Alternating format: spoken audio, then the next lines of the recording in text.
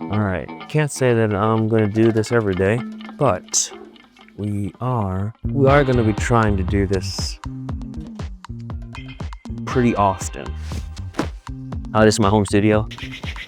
This is where my wife and I are going to build our future. When I first moved to Georgia with my family, there's this understanding that this is gonna be a new life, but in accepting and embracing the new life, you're also going through a grieving stage. I don't care who you are, when you move to a new place, that there's a little bit of that. For me, overwhelmingly, there was a mixed feeling about that.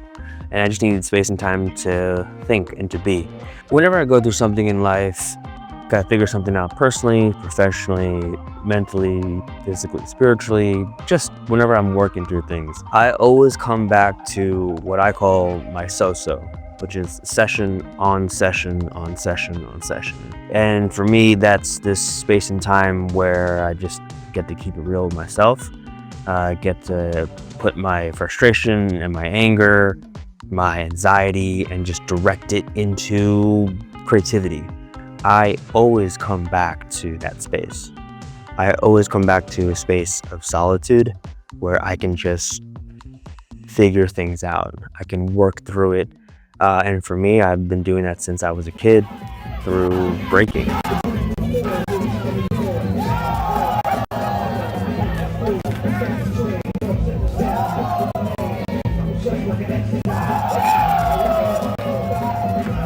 And breaking, while that's expanded a lot as far as what creative movement is and dance and my relationship to music through movement, that's changed a lot. And I'm not just a breaker anymore, but I still come back to this process. One of the things that I learned in my session consistently is, like, when you're down, you don't feel confident in yourself. The only thing that has given me confidence is just training and practicing as much as you can to get to a place where you feel confident in that move, you feel confident in that idea.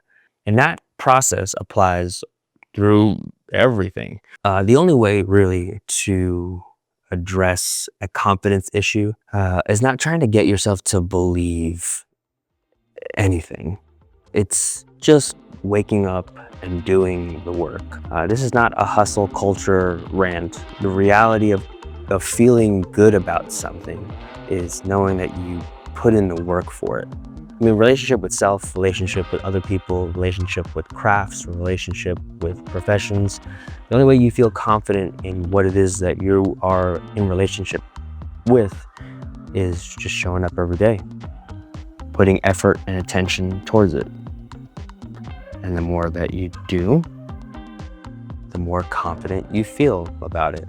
So I know that same rule applies to anything and everything in my life. For me, it starts at the session. It starts at the solo by yourself session. Like, what does that look like on a training consistency? And what I realized is I have to take that same idea and apply that to whatever it is that I want to excel in. I want to become a better. I know that just like my session that I have for dance, I just need to be in constant creative process. And it will start here, and then it will spread out to all the works that I do in through this space. I'm going to express myself as honestly as I can to tell you the story of the day or to tell you a story about something in my life. Each time it will be unscripted. It will be improv. I'm just going to go. And out of that, my hope is to create a narrative, edit that, and then put it out into the world. That's going to be part of my creative process. And I want to try to take that creative process and put it into filmmaking. I enjoy that process so much. I'm passionate about universe creating. I like the idea that you can, through visual storytelling, you can create a universe, a cinematic universe. That's kind of where this comes in too, and I love that word.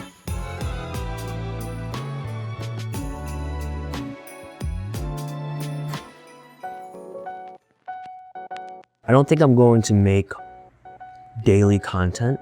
I don't really want to be honest with you. Like, I've done the whole daily thing, and as much as I enjoy that rush of that output, and I respect that hustle, I kind of come to this place where I want to work on something consistently, but I do want to put something out that I can at least give a little bit of, at least I can spend some time with it. I really enjoy the creative process of filmmaking, and I'm developing more and more as an artist, as an individual.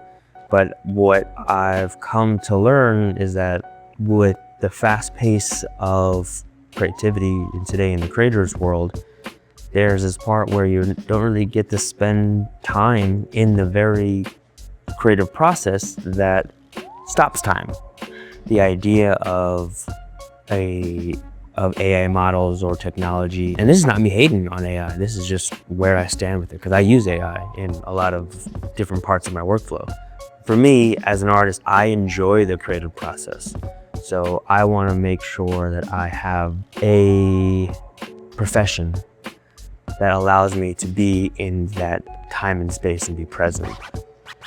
One of the weird frustrations that I've had in the past couple months is being paid to spend a lot of attention and detail on someone else's production simply because you're paid for it. Now, time out. That's amazing if you get paid to be able to spend time and detail on anyone's project. My point is, what I realized is how much more time and attention I put towards someone else's vision and not towards my own vision or my own ideas. And that became a little blurry, but what I realized is that I don't put nearly as much attention towards my own ideas as I do towards the one that I get paid to do. So just to clear that whole mess, I love doing commission work. And that's not just because of money. I love the collaborative process. I love working with new people.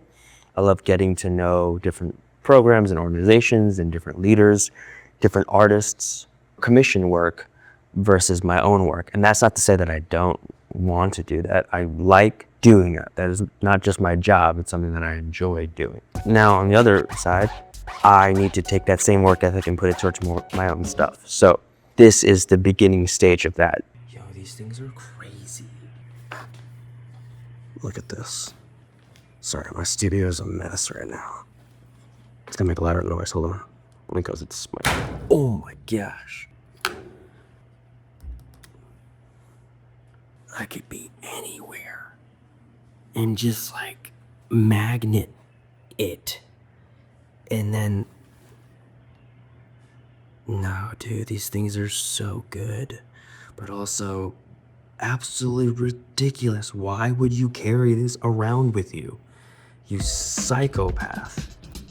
We are going to film with the best camera ever, which is whatever camera is available. Whenever I'm commissioned to do a project, I always rent. So I work with a client, I get their budget, I get the idea what they need. I say, we need XYZ, yada, yada, yada. Talk to my tech guys, and then I get the packages and I say, this is how much it's going to be in rental. We put that into our cost for the production. We rent the gear, we get the gear, now we're on set. Bada boom, bada bing. Okay. I try to keep my productions as a very special ops team. I don't try to make big eye candy productions. It's usually at most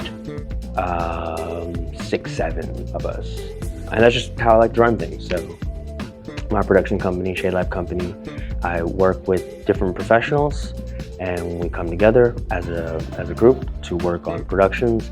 And that's what I've been doing for the past, since I got laid off my job in 2019. Cool. All right, signing off.